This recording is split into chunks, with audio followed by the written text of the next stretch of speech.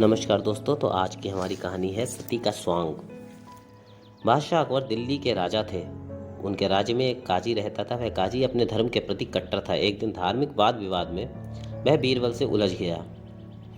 बीरबल ने अपनी बुद्धि चातुर्य से उसे बुरी तरह परास्त कर दिया।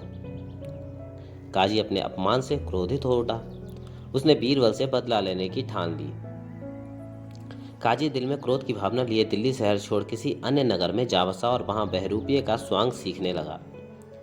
जब वह इस कला में दक्ष हो गया तो भेष बदलकर फिर दिल्ली आया। शहर में कई जगह उसने अपनी कला का प्रदर्शन किया। इस प्रकार उसकी शोहरत इतनी बढ़ गई कि बात अकबर बादशाह के कानों तक जा पहुंची। बादशाह भी कला के शौकीन थे। वे हर किस्म के हुनर की कद्र करते थे। उनकी भी बहरूपिये का करतब देखने की इच्छा हुई। बस अब सोचना क्या था। वहां तो आज्ञा की देर थी। बादशाह की आज्ञा पाकर सेवक गया और बहरूपिये को बुला लाया। बहरूपिया दरबार में आया और बड़े आदर से बादशाह को प्रणाम किया। फिर अन्य दरबारियों को प्रणाम करके वह एक तरफ खड़ा हो गया। बादशाह ने उसको अपना नया स्वांग दिखाने का हुक्म दिया। जहां पना, मैं शेर का स्वांग बहुत बढ़िया कर सकता हूँ, लेकिन इसमें किसी के जख्मी हो जाने की संभावना रहती है। संभव है कि जख्मी व्यक्ति मर भी जाए, इसलिए ऐसे में मुझे एक खून की माफ़ी मिलनी चाहिए, बहरूपिये ने निवेदन करते हुए कहा। बादशाह ने बिना सोचे विचारे इसकी आज्ञा दे दी। बहरूपिये ने दूसरे दिन स्वांग दिखाने को कहकर यह भी निवेदन किया कि प्रदर्शन के समय बीरबल का उपस्थित रहना आवश्यक है। बीरबल वहीं बैठे थे। बहरूपिये की बातों से उन्हें कुछ शंका हो गई, क्योंकि पहले तो उसने एक खून की माफ़ी के लिए बादशाह को वचनबद्ध कर दिया, फिर उसने उनका उपस्थित रहना आवश्यक बताया। आखिर इसका रहस्य क्या है? इसी उधेड़ बुन में उनके मन में कई तर्क वितर्क उत्पन्न हुए। बीरबल साहसी और बहादुर थे। वे विपरीत परिस्थितियों से कभी नहीं डरते थे। कठिन से कठिन अवसरों पर भी धैर्य नहीं खोते थे। वे अपनी बुद्धि विवेक से काम लेते थे। दूसरे दिन उन्होंने सतर्कता और सावधानी बरतने के साथ साथ दरबार में जाने से पहले कवच आदि धारण कर लिया। दरबार में बहरूपिया शेर का स्वांग बनाकर उछलता कूदता और लोगों को डराता हुआ अपनी कला का प्रदर्शन करने लगा। बादशाह तथा सभी दरबारी यह देखकर अत्यंत प्रसन्न और विस्मित हुए। थोड़ी देर तक इसी तरह उछल कूद करने के बाद बहरूपिया शेर बीरबल के ऊपर झपटा और एक ही हमले में उनका काम तमाम करने का प्रयत्न किया, लेकिन शेर के इस आक्रमण से बचकर बीरबल ने किसी गुप्त अस्त्र से उस पर ऐसा प्रहार किया कि उसका माथा ठनक गया। वह बड़ी जोर से पछाड़ खाकर गिर पड़ा, फिर शीघ्र ही संभल कर बैठ गया। बहरूपिये द्वारा बीरबल पर एकाएक हमला करने से दरबार में हलचल मच गई और बीरबल की मृत्यु हो जाने की आशंका से बहुत जोर का हंगामा हुआ।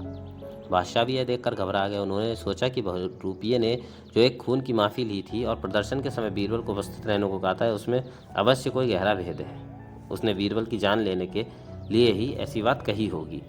बादशाह ने स्वयं बीरबल को दरबार में उपस्थित होने का आदेश दिया था, इसलिए वे अधिक चिंतित थे। यदि उनकी वजह से बीरबल की हत्या हो जाती तो पूरे जीवन के लिए उनके मुख पर कालिख लग जाती। बहरूपिये के आक्रमण से जब बीरबल का बाल विवाह का ना हुआ तो बादशाह और दरबारी बहुत प्रसन्न हुए। बनावटी शेर के पंजे लगने से उनके वस्त्र तो जरूर फट गए थे, लेकिन अंदर मजबूत कवच पहने होने के कारण उनके शरीर को खरोच तक नहीं पहुंची थी। बादशाह ने बीरबल से पूछा, क्या तुम्हें इस आक्रमण के होने की खबर पहले से ही थी? जी हाँ जहाँपनाह। जब बहरूपिये ने एक खून की माफ़ी का आपसे वचन लिया और मेरा उपस्थित रहना भी उसने आवश्यक बताया, तो मैं उसी समय भाप गया कि दाल में अवश्य कुछ काला है। यह सोचकर ही मैंने अपने बचाव के लिए सावधानी बरती, बीरबल ने कहा। बादशाह बोले, बीरबल, आज तुम्हारी जान बचाने से हम बहुत खुश हैं। इतनी प्रसन्नता तो मुझे अपने सिंहासन पर बैठने के समय भी नहीं हुई थी। मेरा विचार यह है कि यह दगाबाज बहरूपिया तो तुम्हारी जान लेना चाहता है। किसी भी समय अवसर पाकर तुम पर आक्रमण कर सकता है। इसलिए मैं चाहता हूं कि इसको अभी सूली पर चढ़वाकर इसका काम तमाम करवा दूं, लेकिन ऐसा करने में मेरा यश नहीं होगा। क्या कोई ऐसा उपाय भी है जिससे सांप भी मर जाए और लाठी भी न टूटे? जहाँ पनाह कौन सी बड़ी बात है, अभी इसका बंदोबस्त हो जाएगा, बीरबल ने सहज भाव से कहा। कैसे? बादशाह ने पूछा।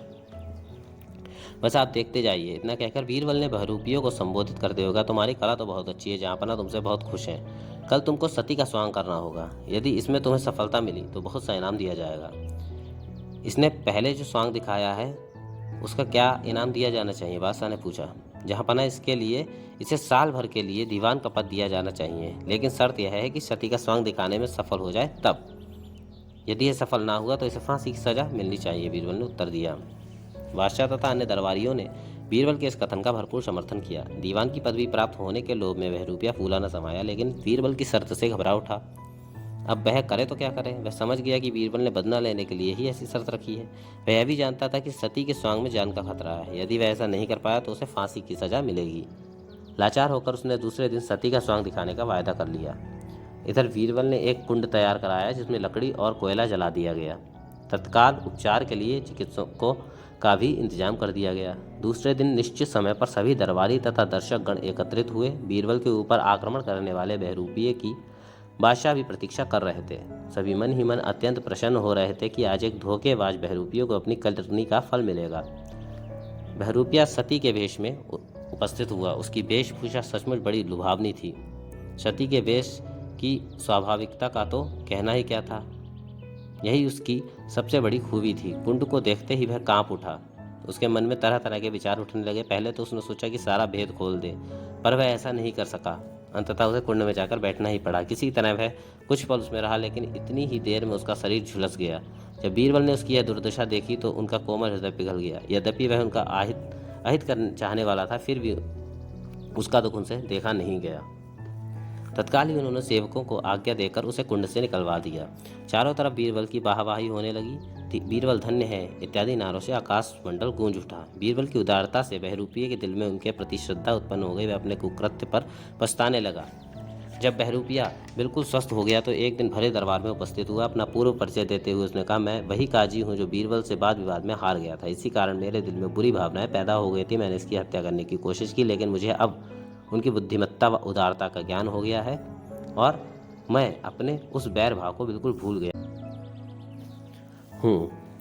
यह कहकर वह बहरूपिया बीरबल के चरणों में गिर गया और उनसे क्षमा याचना करने लगा। बीरबल ने गदगद होकर उसे अपने सीने से लगा लिया। सभी दरबारी यह दृश्य देखकर हैरान रह गए।